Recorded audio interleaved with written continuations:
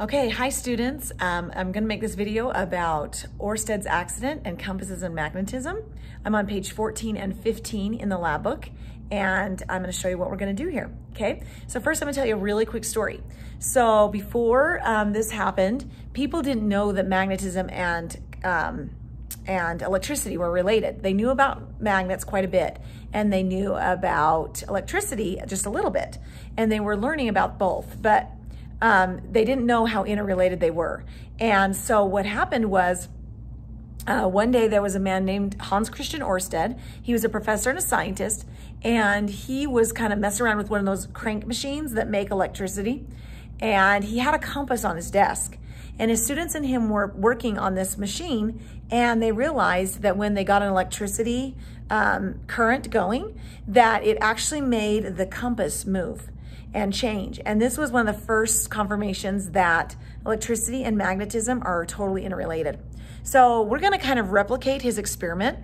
And what we're gonna do first is we're going to make a compass, a homemade compass.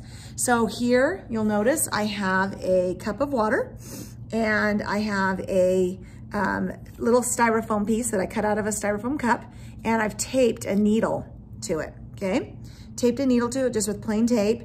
And then I have a permanent magnet here, and I'm going to magnetize this needle, okay? So I'm gonna set this down here. I don't have this best setup here. So I'm just going to swipe the needle.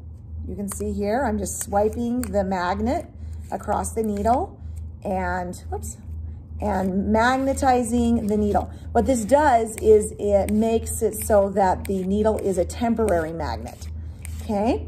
And so now the needle is magnetized, and if I put it into the water, I'll show you here, it will automatically switch to be north-south. So if I move it to the middle so it can float freely, and I move it to the opposite way, it actually turns and floats to be north-south. This way is north and this way is south in a classroom. So this makes like a little temporary compass.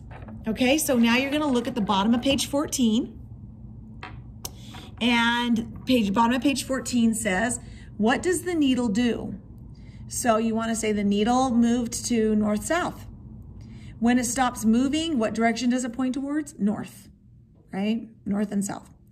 Number 2, does your homemade compass seem to work well? How is it limited in its use? Well, the compass works pretty well, but there's a couple limitations. Number 1, it's open, it could spill all over. Number 2, your compass here is, it tends, you can notice that the styrofoam tends to want to go to the sides. And so that's not really great, right? We wish that it was like attached somehow to the cup, middle of the cup, so it stayed in the middle. So there's a couple of limitations. Obviously, it doesn't have north, south, east, west written on it and those kind of things.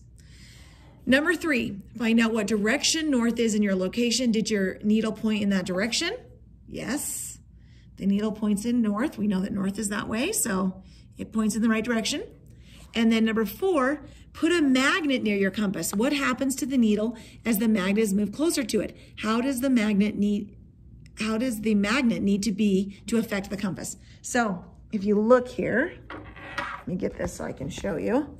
Sorry, that's a lot of moving here. But if you notice, when I put the magnet by it, it will actually attract the needle strongly, and it will push the needle all over the place. This is a very strong magnet. It's a neodymium magnet. So on number 4, write down that, sorry about that. Write down that the magnet affects the needle strongly in our compass, and how close does it have to be? Not very close, because this is a really, really strong magnet. So it can be 6 inches away and still have an effect on the needle of the compass, okay? All right, so we've done that, okay, and done page 14. All right, now we're gonna go to page 15. This is the most important part. So now we're gonna replicate the accident that Oersted had when he actually accidentally figured out that electricity and magnetism are interrelated. So here I have a wire, okay? Let me see if I can show you very well. Okay, this is a battery, and what I've done is taken a long piece of wire and I cut it off, and I took this little sandpaper right here, and I sanded off the ends of the wire. The reason why is the wire is red because of a paint, an enamel that's painted on the wire. And so I had to sand off the paint so that the wire is a nice light copper color, and so that it will make a connection. So you can see right here, you can see that I've sanded that off. It's a little bit different color right there. Okay, and that's the part that I tape to the end of the battery to make an electrical connection. And when it does that, then I should get electric current flowing through this. Both ends have to be taped on to be able to get an electrical current through this wire. Okay, so I'm gonna put this down and I'm gonna connect these two. Kind of fell out here. So I'm gonna get it all connected to the battery. Okay, and so now I have sorry, I'm having technical difficulties here. Now I have this wire that has an electrical current running through it because it's all connected, okay? So what I'm gonna do is I'm gonna take this wire right here and I'm going to put this wire parallel to the needle of my compass, okay? So I'm gonna get my compass here and I'm gonna get it all oriented into the middle, okay? I'm gonna get it floating in the middle here. And then I'm gonna take my wire and I'm gonna put my wire parallel. And do you see that movement? Do you see it spin? I'll show you again. Put it right here. Do you see that spinning? It's spinning clockwise. It's spinning clockwise, okay? And then when I flip it over, what happens? Okay, there it's going clockwise. And let's see if I can get it to, there we go. We got it counterclockwise. Now we get it going counterclockwise. So you see, if I do it one way, if I put the wire one way parallel, I get it spinning clockwise. And if I flip the wire over and the battery over, then I get it spinning counterclockwise. Okay, that's really important. And let me tell you why that's important. It's because we have what's called the right-hand rule. And I've tried to tell every class this, so I want to make sure everybody knows. We have the right-hand rule. And if you put your right hand and you make a thumbs up, then your thumb represents the electrical current. And your fingers, the way your fingers are curled over, represent the magnetic field. So you'll notice if the current's going this way, the magnetic field is going this way.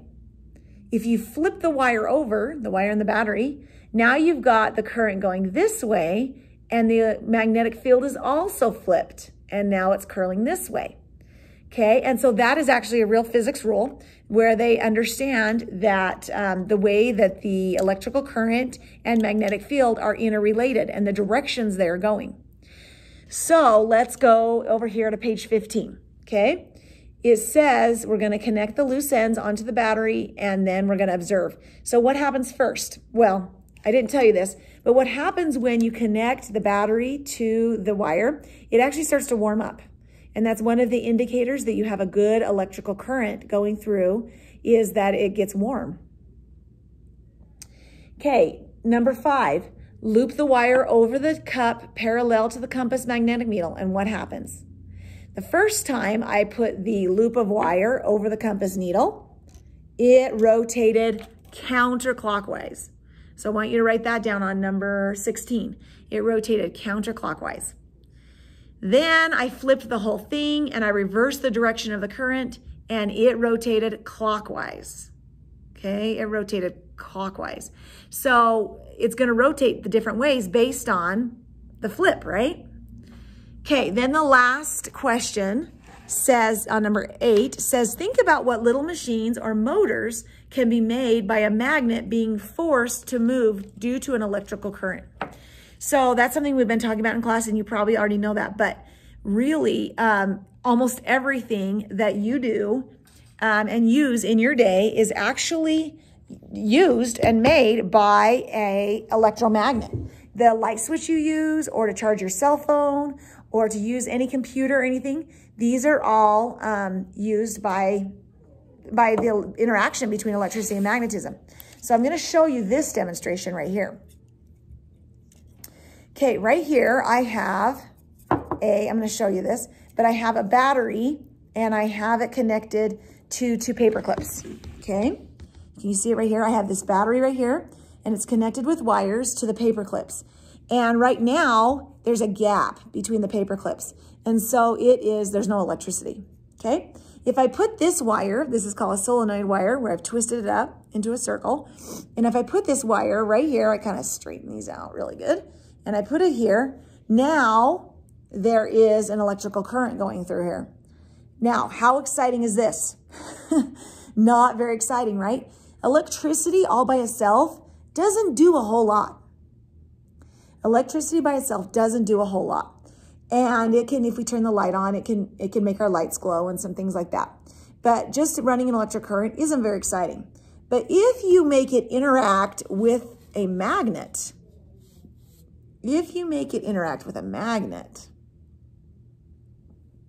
see if I can get it just right. Where's my bigger magnet here? Okay. If you make it interact with a magnet, then what happens? Can you see that? I got to overcome some inertia here. Okay, but if you look here, get it set at an angle where you can see a little bit better. If you look at an angle here, you can see that there's a lot of movement. There's motion, okay? Whoops. This is kind of an old little motor, so my wire's kind of getting bent. But yeah, you can see this will actually spin, right? And with the interaction between the electricity and the magnetism, you can see that we have some spinning and some motion between the solenoid of the thing. And this will actually this is actually how your car motor works.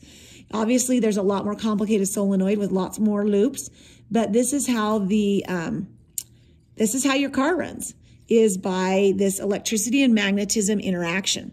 Okay, so I'm trying to show everybody that in class, so hopefully you have seen that. But yeah, it's really important. This connection between electricity and magnetism is super important. That's how computers were invented. That's how rockets were invented. That's how motors work. That's how your microwave works.